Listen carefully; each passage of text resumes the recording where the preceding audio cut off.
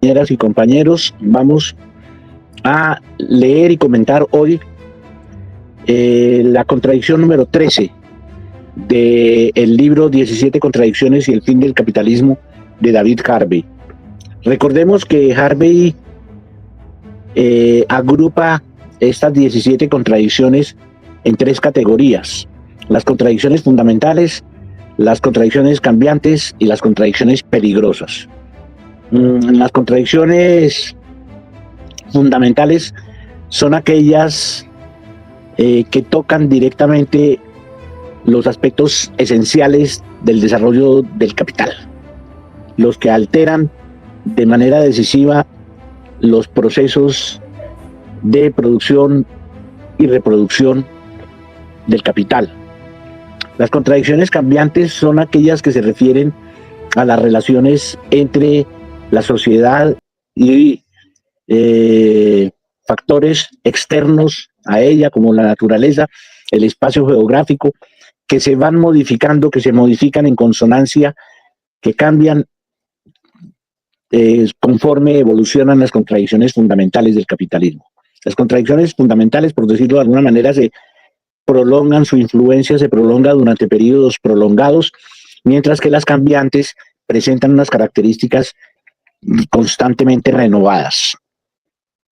Y las contradicciones peligrosas son aquellas contradicciones que comprometen directamente la existencia y la subsistencia del género humano, las que producen guerras, las guerras territoriales, por ejemplo, las guerras que están ocurriendo en este momento, son unas contradicciones extremadamente peligrosas porque están conectadas con el poder, fundamentalmente el poder militar, que se distribuye a través de los diferentes estados nacionales. Entonces, entramos de lleno en la contradicción número 13. Como suele hacerse, hacemos pequeños comentarios cuando se considere conveniente, y si ustedes tienen algún comentario, alguna pregunta o algo que agregar a la lectura, pues hacen la seña y procedemos. Bien, dice Harvey lo siguiente: en un tiempo ya pasado se podía decir razonablemente que al capital no le importaban un comino las necesidades y carencias de los trabajadores, dejando a la iniciativa e ingenio de estos su reproducción biológica, psicológica y cultural a partir del salario mísero que les proporcionaba. Los trabajadores se sometían en su mayor parte porque no tenían otra opción. Esta era la situación con la que se encontró Marx, y probablemente fue por eso por lo que dejó a un lado la cuestión de la reproducción social de la fuerza de trabajo en su teorización de la economía política del capital. Pero dicho con mucha sencillez y sin entrar en Honduras, si los trabajadores no se reproducen o están condenados a una muerte prematura en las minas y en las fábricas, o se suicidan debido al agobio que sufren, como viene sucediendo regularmente en las fábricas chinas.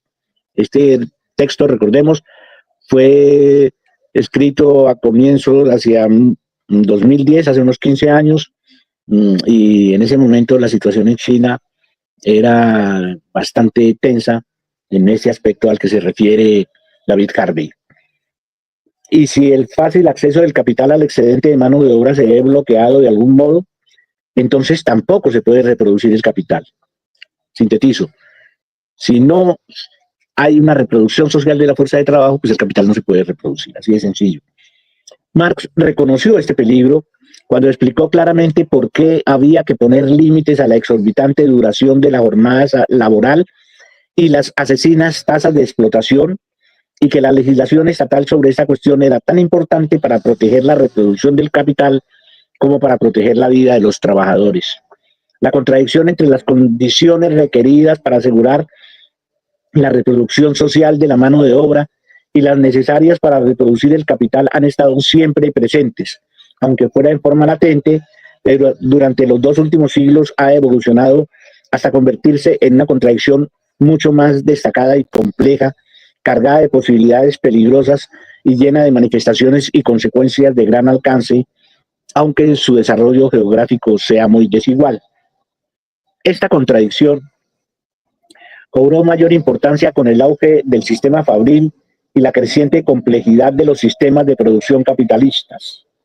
Mientras que las habilidades tradicionales de los artesanos perdían importancia, el capital se interesó mucho más por la disponibilidad de una mano de obra modestamente educada, alfabetizada, flexible, disciplinada y lo bastante aquiescente como para cumplir la variedad de tareas que se le encomendaban en la era de las máquinas. La inserción de cláusulas relativas a la educación en la Factory Act, ley de fábricas inglesa, en 1864, señalaba ese creciente interés del capital por las capacidades y habilidades de los trabajadores, que suponía intervenciones limitadas en la vida de estos fuera de la fábrica. En el conjunto del capitalismo, esa preocupación por la reproducción de una fuerza de trabajo de determinada calidad coincidía en muchos lugares del mundo con un proyecto político asumido por la burguesía reformista para crear una clase obrera respetable, entre comillas, respetable, que se abstuviera de los disturbios y revoluciones y sucumbiera ante las salamerías que el capital les podía ofrecer. El desarrollo de la enseñanza pública, junto con el socialismo de gas y agua corriente, entre comillas, que prevalecía políticamente en muchos países del mundo capitalista, mejoró ciertamente la suerte de los obreros con un empleo regular y lo hizo de tal modo que permitió la ampliación de la representación política, el derecho de voto y con él cierta influencia en la política pública hasta llegar al sufragio universal. El creciente interés por la instrucción de la mano de obra y la movilización de recursos financieros para llevar a cabo esta tarea ha sido un rasgo importante de la historia del capital, aunque tampoco era desinteresado ni se ha desarrollado sin complicaciones derivadas de la dinámica de la lucha de clases entre el capital y el trabajo, ya que lo que estaba en cuestión, como se señaló anteriormente, es que le interesa realmente al capital, que los trabajadores aprendan y qué es lo que la clase obrera realmente necesita y desea conocer. En Inglaterra y Francia, por ejemplo, el trabajador autodidacta era una espina permanente en el costado del capital, dado a ideas socialistas utópicas, a menudo tremendamente subversivas en torno a posibles alternativas al modo de vida que el capital ofrecía y que se disponía a emprender acciones políticas, cuando no revolucionarias, para dar vida a alguna de ellas. La increíble proliferación de folletos y sectas sediciosas y utópicas en Francia durante las décadas de 1830 y 1840, asociadas en nombres como los de Fourier, Saint-Simon, Proudhon, Cabet, etc., tenían como homóloga al otro lado del canal una literatura más sobria, pero también persistente sobre los derechos de los trabajadores, la necesidad de poner en pie instituciones y organismos de solidaridad como los sindicatos y diversos modos de agitación y organización política, encubiertas bajo el nombre del castismo, que contaban con un apoyo al menos parcial de pensadores y practicantes utópicos como Robert Owen. Si eso era lo que iba a aportar la educación de la clase obrera, entonces el capital no la quería en absoluto. Pero frente a la persistente búsqueda de autoemancipación por parte de al menos un sector influyente de la clase obrera, el capital tuvo que inventar algo para sustituirla. Como decía Mr. Dombey en Dombey and Son de Charles Dickens, él no tenía nada que objetar a la educación pública con tal que enseñara al trabajador su lugar en la sociedad. En cuanto a Marx, aunque criticó gran parte de la literatura socialista utópica, la estudió a fondo y trató por su parte de crear un campo de conocimientos anticapitalistas que sirviera como fuente de ideas para la agitación de este tipo. No permitiera a Dios que los trabajadores leyeran esos materiales. Aunque la educación pública ha hecho mucho por satisfacer la demanda del capital de conformismo ideológico combinado con el ejercicio de habilidades adecuadas al estado de la división del trabajo, no ha erradicado el conflicto subyacente, lo que se debe en parte a la intromisión del Estado para intentar forjar una identidad y una solidaridad nacionales por encima de las clases. enfrentada a la querencia del capital por cierto tipo de individualismo cosmopolita desenraizado que deberían asumir tanto los capitalistas como los trabajadores. Ninguna de esas contradicciones del contenido de la educación pública puede resolverse fácilmente, pero eso no resta valor al hecho simple de que la inversión en educación y formación es una condición sine qua non para mejorar la competitividad del capital. Una gigantesca inversión en educación ha sido, por ejemplo, rasgo distintivo del reciente desarrollo de China, como lo fue antes en Singapur y en otros estados de Asia Oriental, y fue así porque la rentabilidad del capital se basa cada vez más en la creciente productividad de una mano de obra muy calificada. Pero como sucede tan a menudo en la historia del capital, la educación acabó convirtiéndose también en un gran negocio. Las asombrosas incursiones de la privatización y el pago de tasas en lo que había sido tradicionalmente una enseñanza pública y gratuita han impuesto cargas financieras a la población al hacer que los deseosos de dar educación a sus hijos tengan que pagar por ese aspecto clave de la producción social. Las consecuencias de crear una fuerza de trabajo instruida, pero fuertemente endeudada, pueden tardar mucho en revelarse, pero a tenor de las batallas callejeras entre estudiantes y policías en Santiago de Chile de 2006 hasta el día de hoy, provocadas por la cara privatización de la enseñanza superior, eso también será probablemente una fuente de descontento y conflicto allí donde se intente poner en práctica. Entonces, hasta el momento, lo que nos ha dicho Harvey es que existe una contradicción entre la reproducción de la fuerza, de la reproducción social de la fuerza de trabajo, que es una necesidad imperiosa del capitalismo, y la contradicción entre esa reproducción y el desarrollo mismo del capitalismo. El capitalismo necesita de la fuerza de trabajo para poder desarrollarse. Le gustaría tener una clase obrera, una clase de trabajadores, unos trabajadores que reciban lo mínimo posible, incluida la mínima educación posible, el mínimo sueldo posible o salario lo menos posible que se le pueda pagar y que se sientan lo más felices posible. Ahí está definida esa contradicción entre el interés del capitalismo, porque yo quiero trabajadores, primero muchos, que me cobren ojalá nada, que trabajen mucho, que sin darles educación sean excelentes trabajadores para el trabajador. El resto me importa un carajo. Como viven, etcétera, eso me importa, mejor dicho, unas máquinas, es lo que quieren.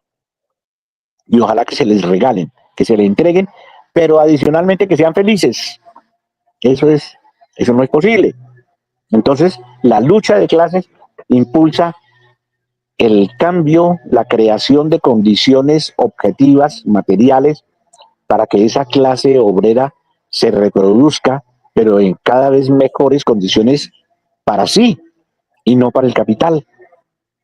Esa lucha de los trabajadores es lo que consigue que se limite la jornada, pero también el desarrollo del capitalismo en ese momento necesita limitar la jornada, manejar los horarios y tiempos, regularizar la producción. Esa es una necesidad que se le presenta al capitalismo en este momento, que coincide con la expresión social de la lucha de clases en pro, por ejemplo, de la reducción de la lucha por las 8 horas de trabajo, 8 horas de descanso y 8 horas de, perdón, de estudio de relaciones sociales. Entonces, en la medida en que el capitalismo va evolucionando, necesita personal más cualificado. Fíjense cómo Harvey conecta esa contradicción de la reproducción social del trabajo con el problema de la educación privada y de la educación pública. Es decir, extrapola el debate sobre la educación, que en este momento la discusión se presenta en si es un servicio o es un derecho.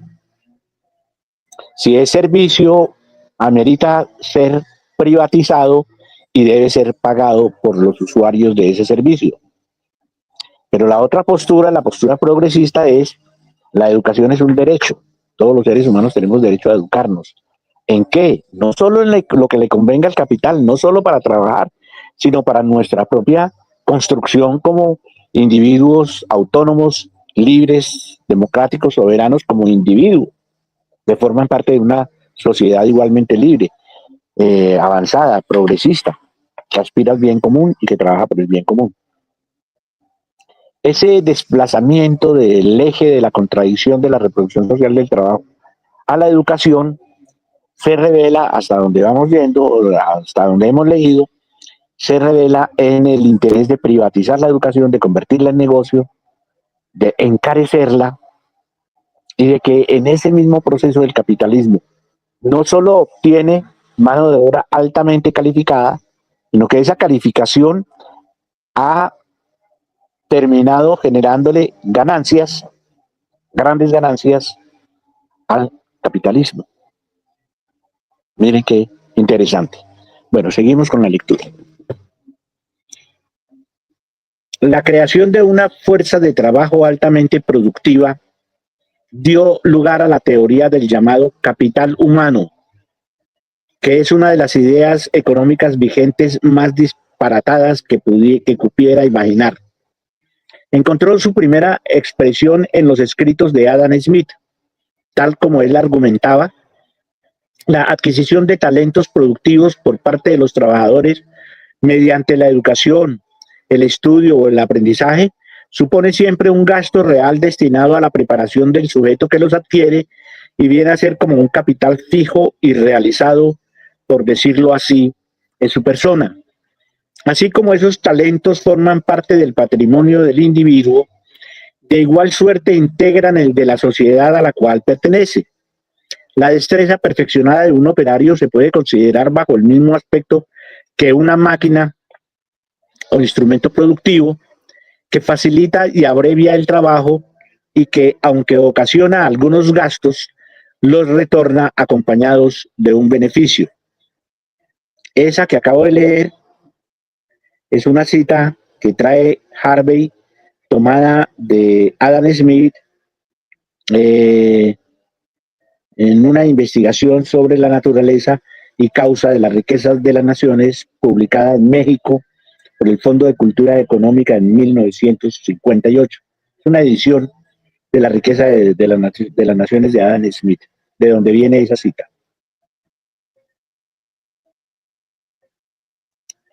Muy bien,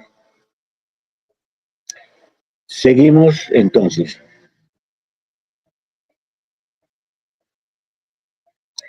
La cuestión, por supuesto, es quién paga la factura de la educación, quién paga por la creación de tales talentos, los trabajadores, el Estado, los capitalistas o alguna institución de la sociedad civil como la Iglesia, y quién obtiene los beneficios o el lucro, como decía Adam Smith.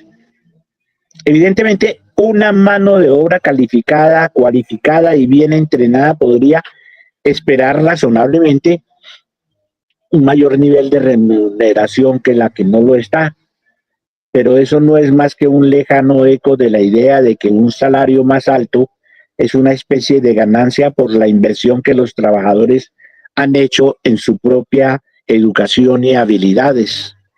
El problema, como señaló Karl Marx en su acerba crítica de Adam Smith, es que el trabajador solo puede realizar el mayor valor de esas habilidades trabajando para el capital en condiciones de explotación, de forma que en definitiva es el capital y no el trabajador el que cosecha el beneficio de la mayor productividad del trabajo.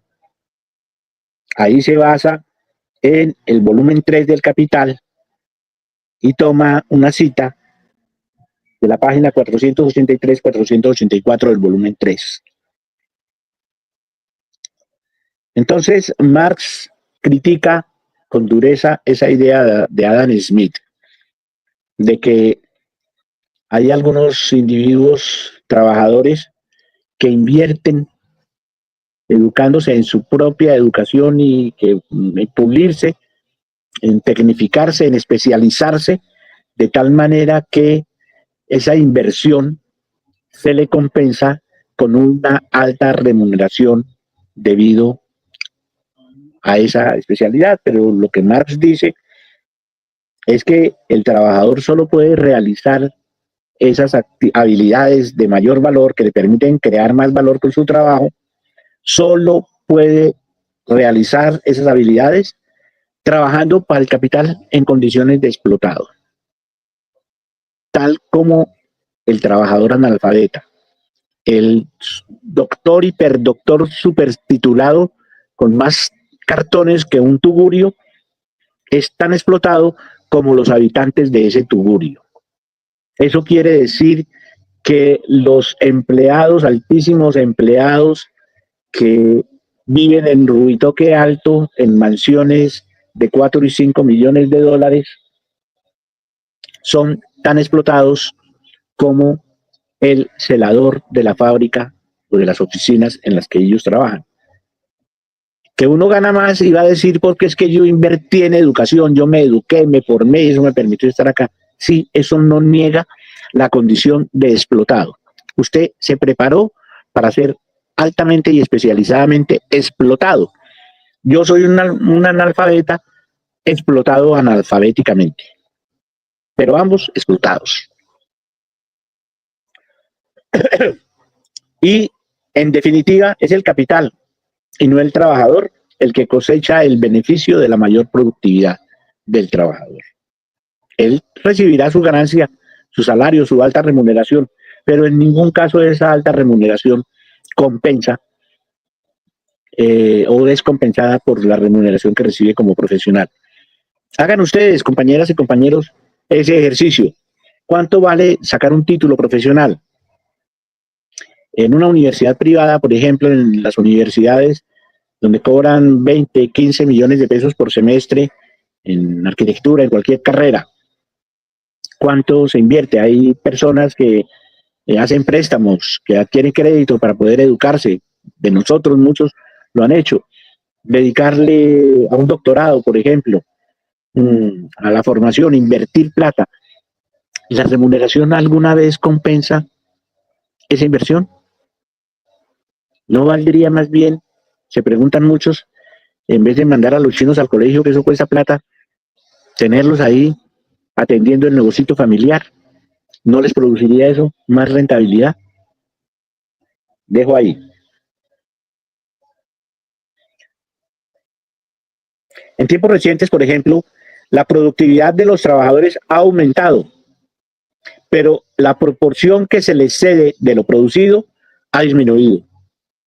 En cualquier caso, si lo que el trabajador posee auténticamente en forma corpórea fuera capital, señalaba Marx, podría tumbarse y vivir de los intereses de su capital sin trabajar un solo día. El capital, como relación de propiedad, siempre tiene a su alcance esa opción. Ojo a eso que está diciendo Harvey y a lo que está, en lo que señala, en lo que se apoya en Marx. El trabajador posee fuerza de trabajo. No confundir la fuerza de trabajo que posee un trabajador con un capital. No, son de naturaleza completamente distinta. El capital necesita de la mano de obra, de la fuerza de trabajo. El capital necesita de la fuerza de trabajo para crecer, para aumentar, para incrementarse, para poder hacer con esos incrementos una acumulación. La fuerza de trabajo no necesita del capital para producir. La fuerza de trabajo de lo que necesita para producir son medios de producción, no propietarios de los medios de producción, no, necesita los medios de producción. Eso es lo que necesita. El capital se apropia de los medios de producción, se apropia de la materia prima, se adquiere las herramientas, los medios de producción, las materias primas se adquieren con dinero, con capital, se le entregan a la fuerza de trabajo, se les suma, se les integra la fuerza de trabajo y esa materia prima trabajada con esos instrumentos, con esas herramientas, produce una cosa que se llama mercancía de la que sale la ganancia. Ese es el proceso completo. Pero el capital no se puede confundir por eso mismo con la fuerza de trabajo. La fuerza de trabajo es una cosa contradictoria, antagónica con el capital. En cualquier caso, si lo que el trabajador posee auténticamente en forma corpórea, fuera capital, podría tumbarse y vivir de los intereses, dice Marx, de su capital sin trabajar un solo día. El capital es como relación de propiedad, siempre tiene a su alcance esa opción. Por lo que yo sé, dice Harvey, la principal consecuencia de la resurrección de la teoría del capital humano realizada por Gary Becker en la década de 1960 fue enterrar la importancia de la relación de clase entre capital y trabajo y hacerlo parecer como si todos fuéramos capitalistas que obtenemos distintas tasas de beneficio de nuestro capital humano o de cualquier tipo. Ahí cita a Gary Becker en un libro publicado en 1994 por la Universidad de Chicago que se llama El Capital Humano. Gary Becker. Si los trabajadores reciben salarios muy bajos, se podría entonces argumentar que eso solo refleja el hecho de que no han invertido suficiente esfuerzo en construir su capital humano y solo sería culpa suya que se les pague tan poco. No cabe pues sorprenderse de que las principales instituciones del capital, desde los departamentos de economía de las universidades hasta el Banco Mundial y el Fondo Monetario Internacional, abrazaron calurosamente esa ficción teórica por razones ideológicas y no por sólidas razones intelectuales.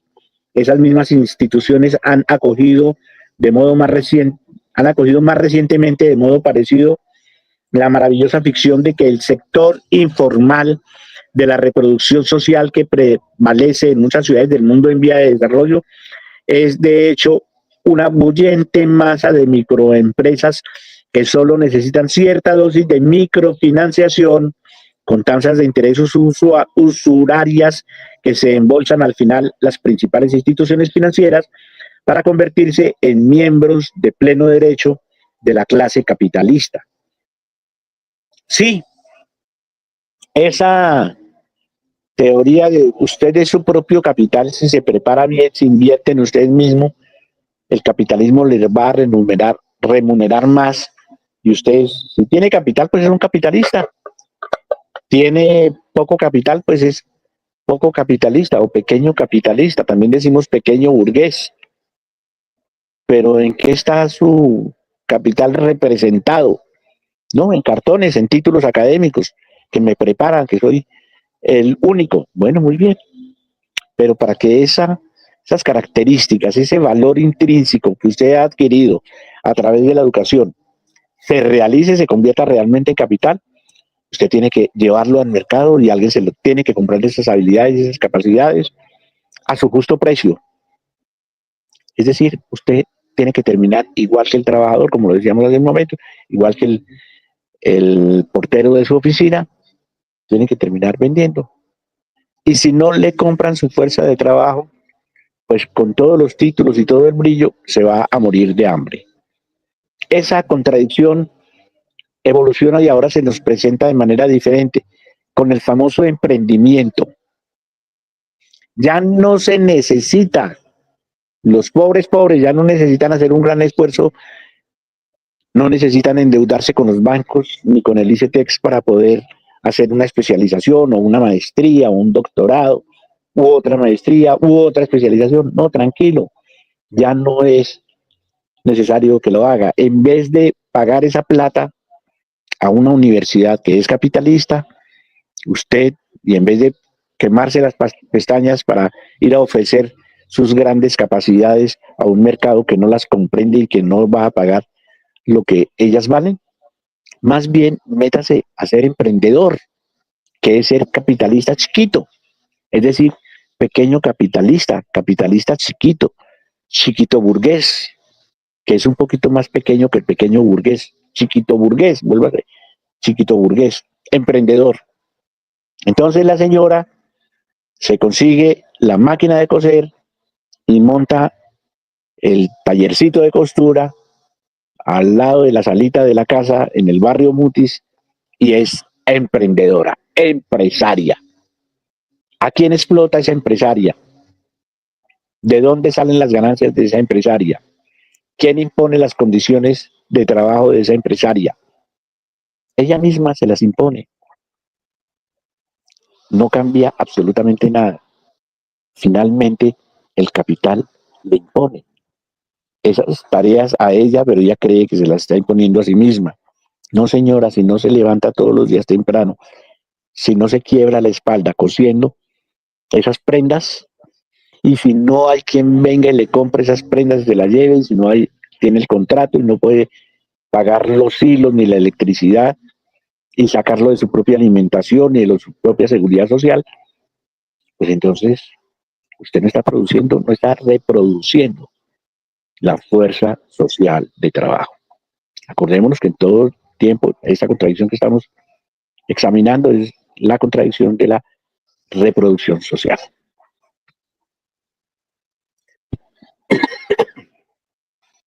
Por esas mismas razones estoy muy en desacuerdo con la caracterización de Pierre Bourdieu de los talentos personales, que son sin duda de gran importancia en la vida social, como una forma de capital llamada capital cultural. Aunque no se puede objetar el papel de tales talentos como confirmación del estatus alcanzado en nuestra sociedad, con lo que contribuyen a la reproducción de las distinciones de clase en el curso de la reproducción social, tratarlos como una forma de capital en el sentido en que estamos utilizando aquí ese término es confuso, por no decir perverso. Supondría algo equivalente a decir que existe cierta forma de acumular riqueza y renta monetarios aprendiendo a apreciar a Scarlatti si uno es francés o a Snoop Dogg si uno es estadounidense, donde sí entra la idea de capital cultural, pero no es eso lo que preocupa a Bourdieu, es en la creciente importancia de las marcas y la mercadotecnia en la comercialización de artículos y lugares a fin de asegurar una renta de monopolio, como en el caso de grandes vinos o destinos turísticos. Pero ahí se trata de la elaboración de símbolos de distinción que cuando tienen éxito pueden constituir una fuente permanente de rentas de monopolio y ganancias monetarias. La diferenciación del producto para señalar que mi pasta dentrífica es única y especial ha sido siempre una forma de evitar el efecto nivelador del intercambio en el mercado. Quien inventa el mundo simbólico que hay tras la marca comercial de artículos y lugares, algo vital para la publicidad actual y el sector del turismo, convierte en un gran negocio la manipulación de los deseos humanos para obtener ganancias monetarias que van a pagar, por supuesto, a los bolsillos de los capitalistas que encargan esa ideación de marcas para sus productos, a cuyas cualidades se asignan ciertamente signos de clase e incluso imágenes seductoras de género. El capital utiliza sin duda tales signos de distinción en sus lanzamientos y campañas de venta, pero eso no significa que la distinción sea una forma de capital, como propone Bourdieu, aunque a menudo dé lugar a rentas de monopolio si la distinción es única y original, como una pintura de Picasso. Hay un mercado del arte, un mercado simbólico. Aquí lo que nos está diciendo Harvey es eso, hay un mercado simbólico, de bienes simbólicos. Una parte importante de ese mercado está relacionado con la existencia de las marcas. Un bolso para dama con las mismas características materiales, fabricado con los mismos materiales, multiplica varias veces su precio con solo ponerle un sello. Ponerle ese sello, imprimirle ese sello, incrementa levemente el costo de ese producto, pero multiplica prodigiosamente el precio de ese mismo producto.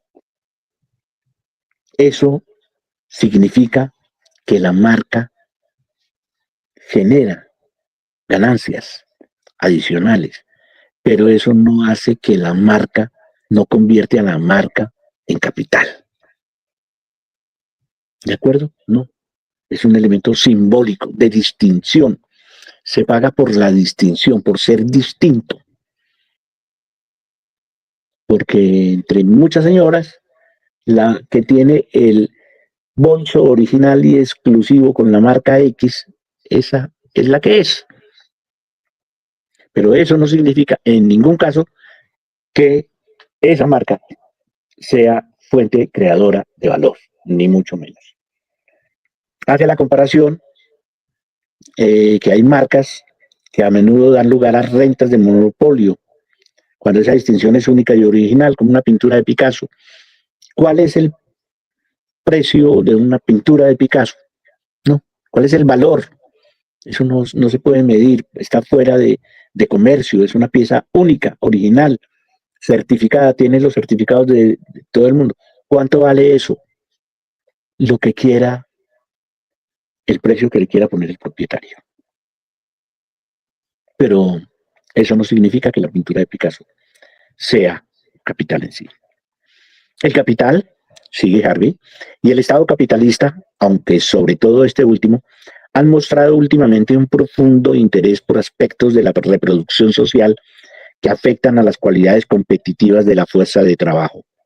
Si cierto país desea hacerse más rico desplazando la cadena de valor añadido de la producción al terreno de la investigación y el desarrollo, recabando así la riqueza que proviene del control de derechos de propiedad intelectual, debe disponer de una mano de obra instruida y científicamente cualificada que habrá de formar en el propio país. De ahí la inmensa importancia de los departamentos de investigación en países como Estados Unidos o importar del extranjero. La formación de esa fuerza de trabajo tiene que comenzar a edad muy temprana, lo que pone todo el sistema educativo en el punto de mira de las preocupaciones del capital, aunque, como es su costumbre, prefiera no pagar por él si puede evitarlo. En países como Singapur y ahora en China, grandes inversiones estatales en educación a todos los niveles han sido decisivas para su éxito económico. El contexto tecnológico rápidamente cambiante y en particular el progreso de la robotización y la inteligencia artificial, ya señalado anteriormente, han alterado radicalmente el tipo de cualificación ventajosa para el trabajo y los sistemas educativos han tardado a veces en responder a las nuevas demandas. Hace más de 20 años, por ejemplo, Robert Reich señaló una incipiente división entre los servicios simbólico-analíticos basados en el conocimiento, la producción rutinaria y los servicios en persona. Entre los analistas simbólicos, dicho esto entre comillas, incluía ingenieros, expertos legales, investigadores, científicos, profesores, ejecutivos, periodistas, asesores, consultores y otros trabajadores intelectuales dedicados primordialmente a reunir, procesar, analizar y manipular información y símbolos como modo de vida. Este grupo de trabajadores que Reich estimaba que constituía alrededor del 20% de la fuerza de trabajo en Estados Unidos, gozaban de una posición privilegiada, en parte porque podían practicar sus actividades en casi cualquier país del mundo. Sin embargo, debían estar bien formados en habilidades analíticas y simbólicas, y buena parte de esto comienza en el hogar, donde gracias a sus juguetes electrónicos los niños aprenden desde muy pequeños a usar y manipular datos e información adecuados para una economía incipiente basada en el conocimiento. Esto fue planteado por Robert Reich en 1962 en un título publicado por Vergara que se llama El trabajo de las naciones. Robert Reich, El trabajo de las naciones. Ojalá se encuentre en español, ¿no? Una edición de 1993. Ojalá lo pudiéramos conseguir para darle un estudio porque habla de un elemento muy importante. Es cómo se hace, cómo se logra la reproducción social de un sector tan interesante como el de la fuerza de trabajo, que son los creadores digitales, los procesadores digitales, los que él llama analistas simbólicos, que están encargados de reunir, procesar, analizar y manipular información y símbolos. Por ejemplo, todos los productores de fotografía, los de mensajes, todos de alguna manera somos partícipes de ese trabajo de análisis basado en recoger información y producir mensajes, por ejemplo, a través de TikTok o de Twitter o de Facebook. Todos producimos contenidos, los productores de contenidos y todos producimos contenido, son un tipo específico de estos analistas simbólicos de los que habla Reich. Por ejemplo, JP Hernández, los influencers, EPA de Colombia, y la misma Shakira. Y de alguna manera no profesional, no de dedicación completa, todos nosotros somos analistas simbólicos. Este grupo de los analistas simbólicos constituye el núcleo de una nueva clase, de una clase media alta, relativamente rica, pero muy móvil dentro del capitalismo, que tiende cada vez más a apartarse y a encerrar su proceso de reproducción social en enclaves privilegiados separados del resto de la sociedad.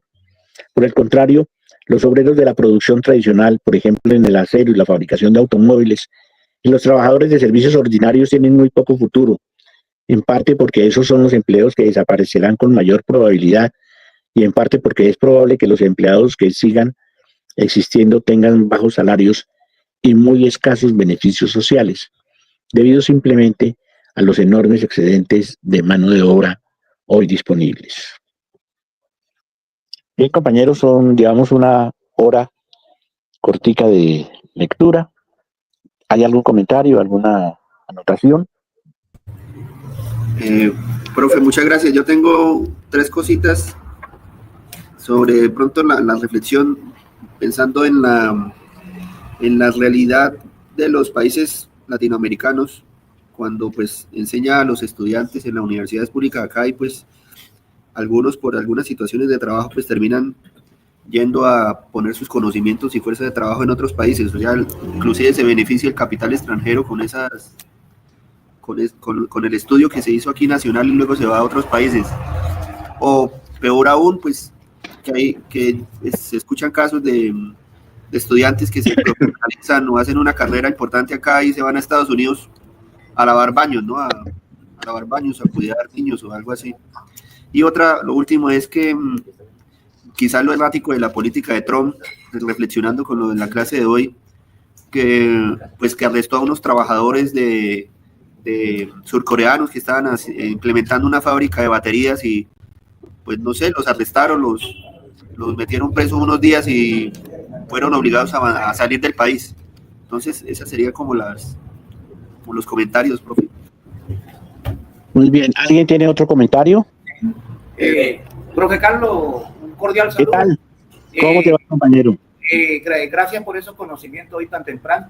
Hay que analizar supremamente grande que nuestro modelo educativo, hasta la infraestructura, se asimilan a una fábrica, a unas cárceles. Nosotros, así sea en el sector rural o el sector urbano, tienen esa similitud. Son paredes supremamente bastante fuertes y arriba un alambrado de alambre púa y hasta los manuales, entre comillas, de convivencia va directamente apuntando a la formación de un obrero y de un obrero sumiso.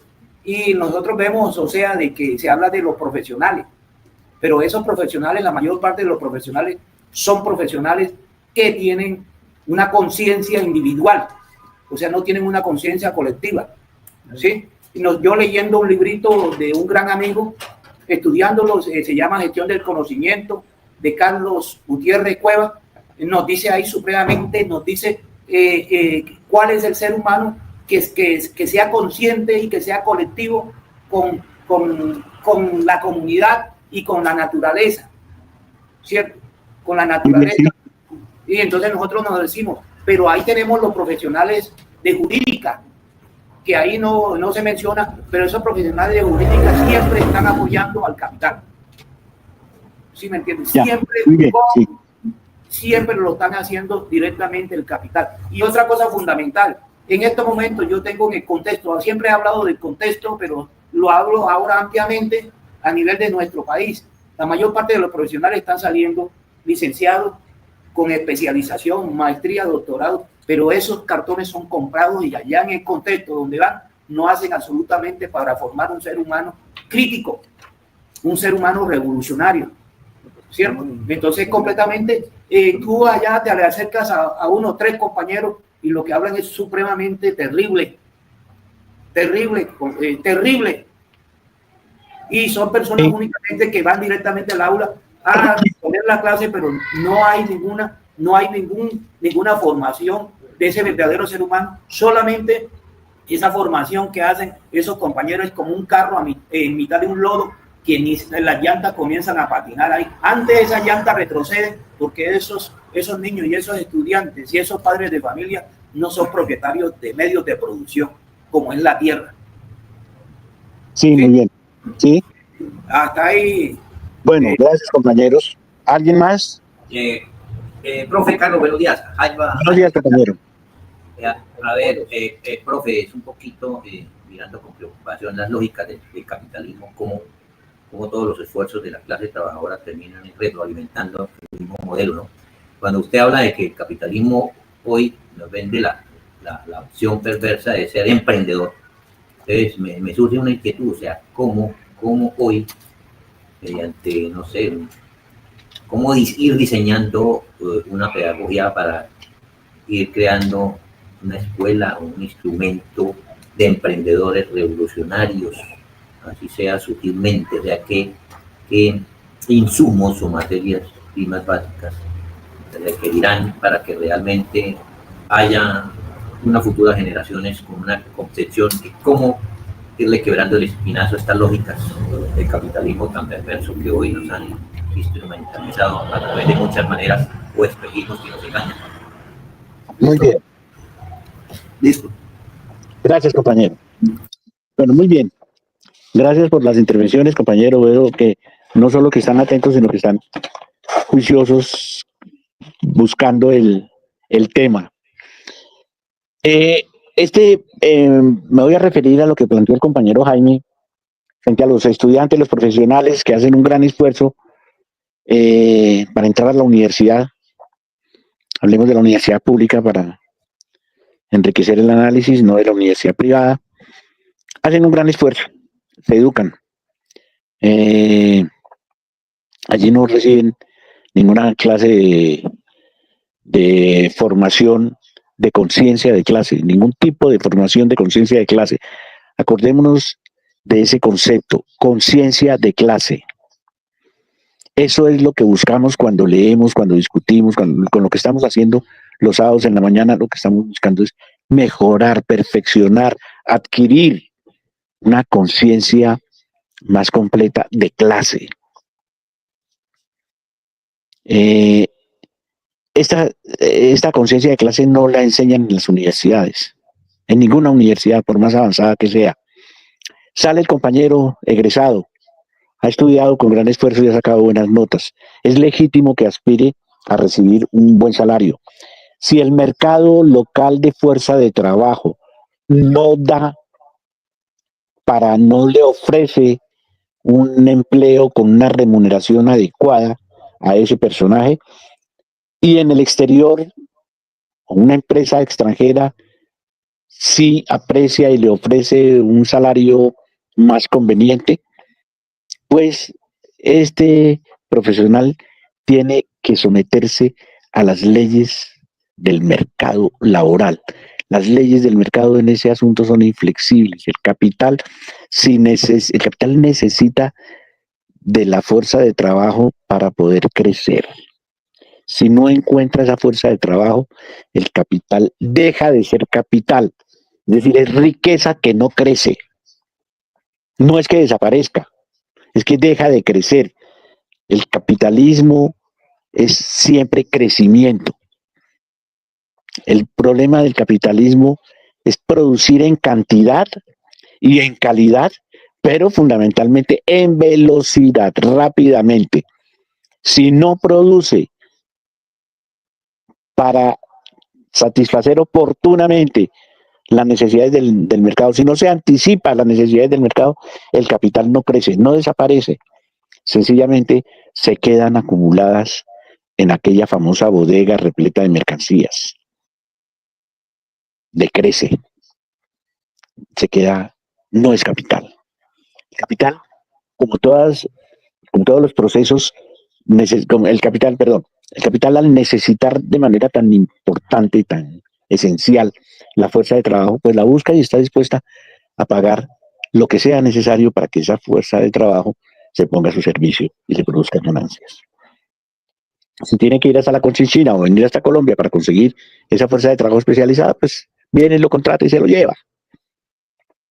No es el caso, porque las universidades están produciendo mano de obra, fuerza de trabajo en cantidades importantes. No hay escasez de fuerza de trabajo.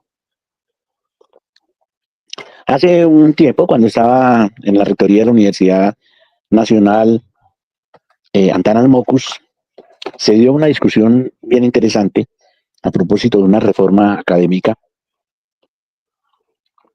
Esto hace 30 años, ¿sí? Después de la promulgación de la Constituyente del 91, 93, 94, se dio esta discusión sobre el siguiente punto. El Estado, es decir, la sociedad, invierte una gran cantidad de recursos en la formación de los profesionales a través de la Universidad Nacional, con centros de investigación, con docentes altamente cualificados, en fin, con calidad académica. Y se gradúa uno de estos señores, sale de la universidad con todos los méritos del mundo a ejercer su profesión como debe ser, y de tiempo después lo vemos multimillonario, próspero, un tipo muy importante en la sociedad, que nunca retribuye, devuelve nada de lo que la sociedad invirtió en su formación. Tipos que no vuelven a la universidad, no le prestan ningún servicio ni a la sociedad, caen en eso que llamaban un compañero en un momento, en el individualismo que impide la reproducción social. Estamos hablando de reproducción social, no de reproducción individual de la fuerza de trabajo. Existe una reproducción individual de la fuerza de trabajo, que incluye, por ejemplo, la formación de hogares de trabajadores. ¿Cómo se reproducen los trabajadores? Pues a través de papá y mamá. No hay de otra, pero esa es la primera parte. Nace la criatura en un hogar proletario destinado a ser trabajador, no es hijo de capitalistas ni nada, y son papá y la mamá y el entorno social el que se encarga de proteger y de fortalecer, de criar, de crear, de recrear a esos pequeños. Esa es la reproducción social individual. Fíjense que es muy limitada. De entrada, la reproducción material del ser humano es colectiva. Es indispensable que haya un hombre y una mujer. Estamos hablando de esa reproducción social. Solo que la reproducción social no se queda en el lecho ni termina con los 9 meses de gestación. No, señor. Empieza cuando termina esa gestación. Cuando nace la criatura, empieza otra fase de la reproducción social. Los cuidados de la madre, un sueldo mayor para el padre, la ayuda de los familiares, los regalos, las visitas, el cariño, mamá, cuídeme la niña, el tío que consiente al niño, el primo que lo lleva a patinar, el abuelito que le enseña las canciones, la abuelita que le enseña mañas. Todo eso es reproducción social de la fuerza de trabajo. Todo eso. Y el chiquillo ya está grandecito, va al colegio. Entonces, escuela pública, ¿quién financia la escuela pública? ¿Quién le abra el transporte, la manutención? Todo eso es reproducción social. Llega a la universidad, tiene ya 18 años de edad, el papá o algún familiar le ha hecho unos ahorros, bueno, estudie lo que usted quiera, porque estamos en un país libre. Y él, claro, yo voy a estudiar, pero no lo que quiera, sino además lo que me produzca. Y escoge su carrera, se dedica. Eso no es reproducción individual, es reproducción social de la fuerza de trabajo. y termina, le otorgan el título. Habermas escribió hace un tiempo un texto pequeño muy interesante sobre la relación entre el título nobiliario y el título académico. Tienen exactamente la misma, cumplen exactamente la misma función social, título. ¿Mm? Marqués, conde, duque, esos son títulos. Doctor, profesor, catedrático, maestro, profe, esos son títulos, designaciones para alguien que cumple una determinada función social, que permite distinguirlos de los que no cumplen la misma función social. Es decir, son elementos de distinción, como los llama Pierre Bourdieu.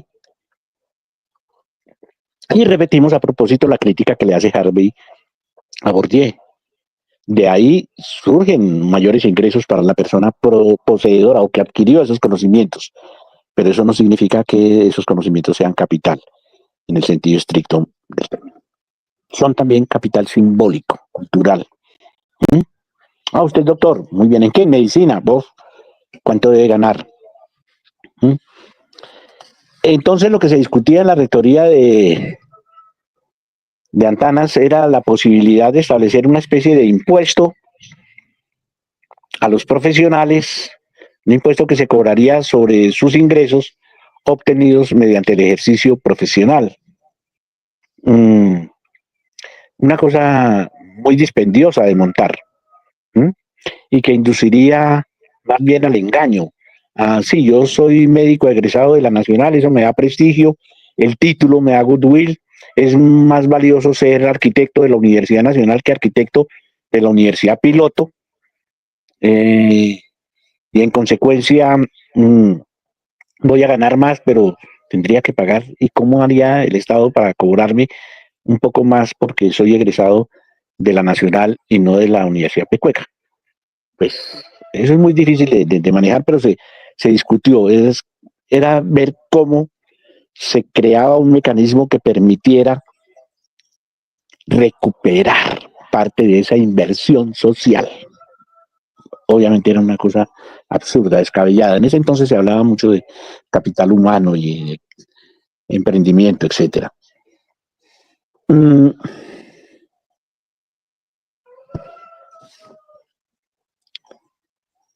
Los surcoreanos expulsados por Trump son un claro ejemplo del malentendimiento que tiene Trump de lo que se ha impuesto como tarea para recuperar los niveles de productividad que tenía los Estados Unidos hasta hace un par de décadas.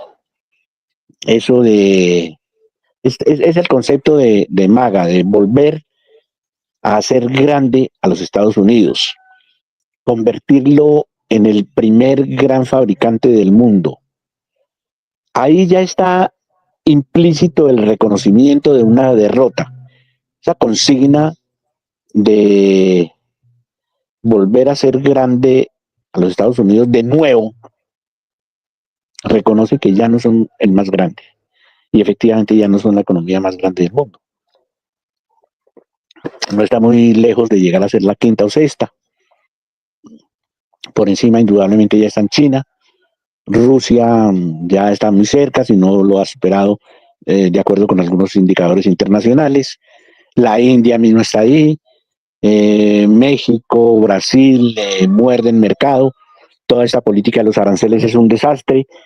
Pero al reproducir la fuerza de trabajo, en la reproducción social de la fuerza de trabajo, es donde Trump está cometiendo uno de sus peores errores. Le pone nacionalidad a la fuerza de trabajo. Ese es un capitalismo enormemente atrasado. Sacar, expulsar a la fuerza de trabajo conduce a que las cosechas se queden sin recoger, a que las casas se queden sin construir, a que los almacenes se queden sin cajeros y sin dependientes, a que los camiones no tengan quien los cargue y los descargue. Es decir, hace que las materias primas y los medios de producción produzcan oxidamiento, se oxiden, se pudran, porque falta lo esencial, la fuerza de trabajo.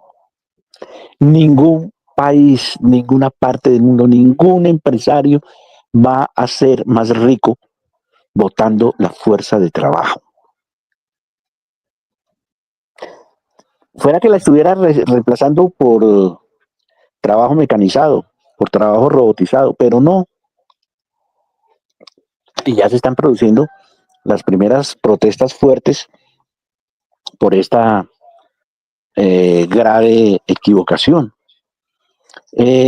Por esas consideraciones y teniendo en cuenta que necesitan desarrollar su propia fuerza de trabajo y tener presencia cerca a donde funciona el centro de consumo, algunas empresas surcoreanas, Huawei, chinas, etcétera, decidían tener instalaciones en los Estados Unidos y este señor, dentro de su política de sacar a los migrantes, a los trabajadores migrantes, expulsar la fuerza de trabajo, no es reproducirla, es eliminar la fuerza de trabajo. Todo lo contrario a la reproducción de la fuerza de trabajo. Lo que está haciendo Trump es una eliminación de la fuerza de trabajo, una exclusión de la fuerza de trabajo. Eso lo que genera es la empresa y se llevan sus trabajadores, los que les interesan, y los otros pues los abandonan en los Estados Unidos y hay quien perdió Trump. Y claro, algunos trabajadores.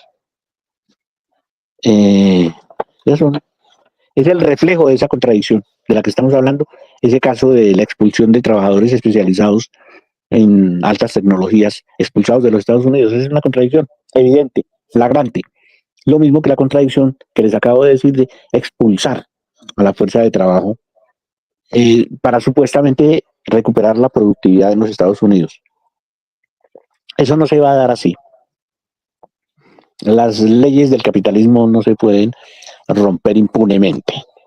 El mismo capitalismo se encargará de cobrarle a Trump esa desmesurada equivocación, esa fallida visión. El capitalismo fomenta la visión individualista y enfatiza la reproducción individual, el individualismo. Cada uno es el más grande, es el mejor, y nos pone a competir a unos contra otros. En esas condiciones de formación para la competencia contra los otros elementos de la fuerza de trabajo, no se piensa en complementariedad, ni en integración, ni en trabajo colectivo, ni siquiera en trabajo de grupo, ni en asociación. Eso son elementos que se descuidan y que se dejan al libre albedrío. Eso se expresa comúnmente en un dicho popular y es el que tiene más saliva comerá más harina. En esas circunstancias, ¿cómo es posible formar, como plantea el compañero, un ser humano revolucionario? Pues la respuesta se cae de su peso. En esas condiciones es imposible formar un ser humano revolucionario. Si queremos formarnos como seres humanos revolucionarios que luchan por la justicia, por el bienestar colectivo, tenemos que salir de ese ámbito. En ese ámbito no es posible. Eso lo entienden los trabajadores. Entonces, los trabajadores se reúnen después de la jornada de trabajo en sus clubes, en sus familias, en su grupo, a tomar cerveza y a hablar del fútbol. Se van a su equipo deportivo. Aquí los fines de semana, en la vía que viene a Acapulco, hay sectores frente a donde están los clubes de pádel en los que no se puede pasar porque todos los ejecutivos grandes, pequeños y medianos se vienen a jugar a esas canchas con su automóvil, con su familia, pero hay entre ellos integración. No hay integración. Es en esos escenarios sociales, no en los escenarios de la producción, no en la empresa, no en la fábrica, no en la oficina, donde se forman los seres revolucionarios que planteaba el compañero. Es allí, en otros escenarios, donde se adquiere la conciencia de clase, que, repito, es lo que hacemos finalmente con estos ejercicios, adquirir conciencia de en qué mundo estamos y cuál es nuestro lugar, nuestra ubicación, nuestra función, nuestro papel en ese mundo, como individuos y colectivamente, a partir del reconocimiento de somos seres sociales por antonomasia. ¿Cómo educar emprendedores revolucionarios? Hay una alternativa a la que debemos ponerle mucha atención, una alternativa a esa noción perversa de emprendimiento o de emprendedor, que es la de la economía popular. Ya un par de veces me he referido a esa cuestión. Hay un tipo de emprendimiento muy primario, pero que se ve constantemente, y es el de joven, señora, señor, embarazadas, abandonados, etcétera, que se compran un canastico, lo llenan de dulces, de paquetes, y se suben a los buses a vender chicles, papas fritas, chocolatinas, dulcecitos, ¿sí? Y eso se presenta como emprendedores. O la señora que en la esquina saca una parrilla de 50 por 40, le mete unos carboncitos, amasa unas arepitas, prende el fogoncito y se para en esa esquina a las 6 de la tarde ya cuando está oscurito. Cerca al paradero del bus, la gente se baja, compra las arepitas y ya. En el primer caso no hay emprendimiento, es muy poco el valor que le agrega a la actividad con la compra del canasto o sin canasto, de la chaza. Eso es muy poco el valor que agrega. Si lo que vende son fundamentalmente paquetes producidos por las fábricas de los Gilinski, chicles Adams o Trident o Price, no sé qué vainas, ¿sí? Todos son gringos. Todos esos productos, finalmente, después de toda la cadena de producción y distribución, esas moneditas que usted pagó por ese paquete de papas fritas terminaron, qué pena, en el capital, sumándole al capital sionista de los Gilinski. Lo mismo que la Coca-Cola que se toma en la esquina, eso termina en los bolsillos de los sionistas, o la hamburguesa que se come en McDonald's. ¿Mm? ¿Cuál es la diferencia con la viejita? Primero que la viejita sí le agregó valor con su trabajo, le agrega más valor, convirtió la harina en masa y la masa en arepa. Y hay unas que son muy deliciosas. Se diferencian, son diferentes. Una arepa de la esquina de Doña Ambrosia, diferente a la que preparan frente a la universidad. Y algunas hasta adquieren prestigio. Y no son marcas, pero le agregan valor. Transforman la materia prima con su trabajo y ella misma vende. Ya le está agregando más valor. Entonces, el uno es emprendimiento y el otro es economía popular. También hay que modificar no solo la producción, sino el consumo. Acordémonos de la relación entre producción y consumo. Producción y distribución. Se produce para el intercambio, se produce para vender, y es de la venta donde se realiza, de donde sale la ganancia. Pero una cosa es de dónde sale la ganancia y otra cosa es de dónde se creó esa ganancia. Esa ganancia, ese mayor valor, lo creó la viejita con su trabajo, con sus manos, con su cuerpo. Fue hasta la esquina, compró un maíz. Si lo muelen, le sumó más trabajo. Así lo compra empaquetada ya la harina. Entonces es trabajo humano concreto. El otro, que compra el paquete, ese trabajo humano concreto, lo hizo por allá un obrero desconocido en otra parte del mundo. El empaque es absolutamente fabril, producción altamente automatizada. Anoche me vi un pequeño programa en internet sobre las famosas papas fritas. ¿Mm? Son hechas de cartón, un cartón genuino. Es que lo que venden son una especie de tubos de cartón, eso lo importan los Gilinski. ni siquiera se produce acá. Y se importa junto con la maquinaria que va segmentando, cortando con medidas muy precisas esa pasta, que es fundamentalmente de cartón, que no tiene nada de papa, ¿m? Y las fríe en una máquina completamente automatizada y van saliendo. Hay unos trabajadores encargados de sacar las piezas que se rompen accidentalmente, pero de resto la cadena sigue y allá salen las cantidades enormes de bolsas, ¿m? Que se van para el mercado. Por lo que vienen los buques, pues no es los paquetes embolsados, no, viene la materia prima, que ya no es materia prima, es como materia tercera o cuarta. Entonces, el señor que compra el paquete ahí al lado de la plaza de la plaza central por docenas y después las mete en un canastico y las vende, pues muy poco valor le está agregando. Esa fuerza humana se reproducirá de una manera muy precaria. Este tema del emprendedor y el emprendimiento amerita una revisión exhaustiva, cuidadosa, de los planteamientos que trae el programa del Pacto Histórico frente a la economía popular. Esto, le repito, y ustedes recordarán que lo he mencionado varias veces, tiene un campo de acción muy amplio. He encontrado, por ejemplo, compañeros que para llegar a algunos recursos estaban rifando un camur.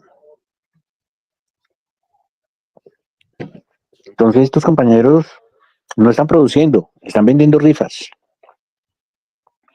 Pero si ellos mismos crían el camuro y antes cuando ya prevean que está bueno para hacer un asado, venden puestos para hacer una fiesta colectiva, para comer asado de camuro, eso es hacer más negocio. Esa es más economía popular que la rifa. Ese le está agregando valor, la sacrificada del camuro, etcétera, y la organización colectiva. Mientras que si él hace la rifa, el que se lo ganó, y él finalmente lo que hizo fue vender un camuro. No más. Pero no hizo ningún emprendimiento real, no emprendió nada con ese camuro. Una rifa. Pongámosle atención a esos procesos. Emprendimiento y economía popular, yo creo que es una contradicción que amerita seguir siendo examinada desde la óptica de las contradicciones del capitalismo. Creo, compañeros, que es todo lo que puedo agregar por este momento. Les agradezco, como siempre, su amable compañía, su comprensión, su interés, y seguiremos leyendo. Esta tarde tenemos lectura de 100 años de soledad en el solar. Profe, aquí que Marco está que me muere por hacerle una pregunta. Profe, muy Claro bueno. que sí. Profe, muy bueno. Cuando estaban hablando ahorita de las carreras universitarias y todas esas cosas, quiero hacer una pregunta. Por ejemplo, esta mañana estuve oyendo en la radio en la cual dicen que hay muchas carreras universitarias con la inteligencia artificial van a quedar prácticamente en el aire, ¿sí? En ciertas carreras, porque la ingeniería artificial va a estar mejor preparada para los estudiantes universitarios y bachillerato.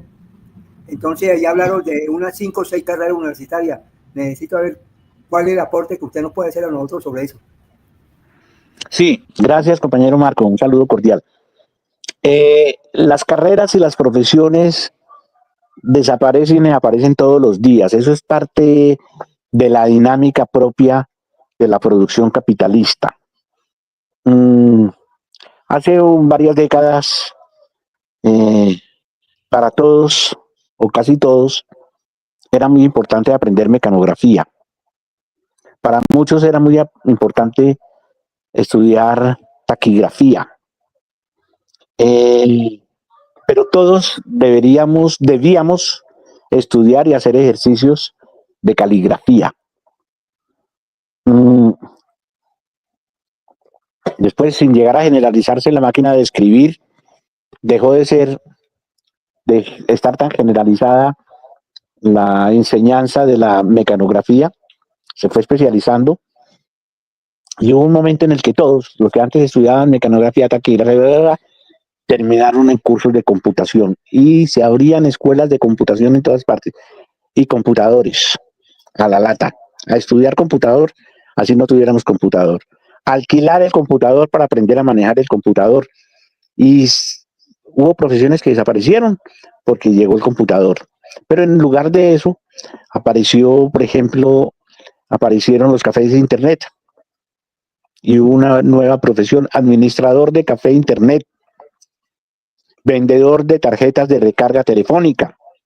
Eran profesiones o no, era trabajo, consumían, necesitaban fuerza de trabajo. Todos teníamos que comprar para recargar una tarjeta. Las tarjetas desaparecieron. Y entonces los vendedores de tarjetas, ¿qué? ¿Qué se hicieron? ¿Mm?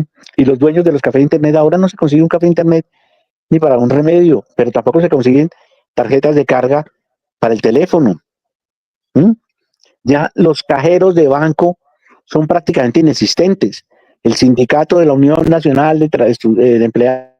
Entonces, estábamos en que son actividades, oficios que aparecen y desaparecen de acuerdo con las dinámicas. En este momento se está hablando de la necesidad de estudiar inteligencia artificial y se habla de carreras y de oficios que van a desaparecer por la inteligencia artificial. Esto tiene mucho de sesgo mitológico, compañeros. No ha desaparecido el contacto humano ni la comunicación humana a través del desarrollo de los medios digitales. Más bien los medios digitales han contribuido y pueden contribuir al desarrollo de las comunicaciones sociales realmente humanas, a la formación de conciencia de clase, a que juguemos un papel más decisivo en la confrontación de clase. Veámoslo nosotros como revolucionarios, debemos ver la incorporación de esas herramientas para el trabajo revolucionario. A eso le vamos a dedicar una próxima sesión. Está por descargarse en el teléfono, así que dejemos por el momento por ahí y les agradezco inmensamente la atención.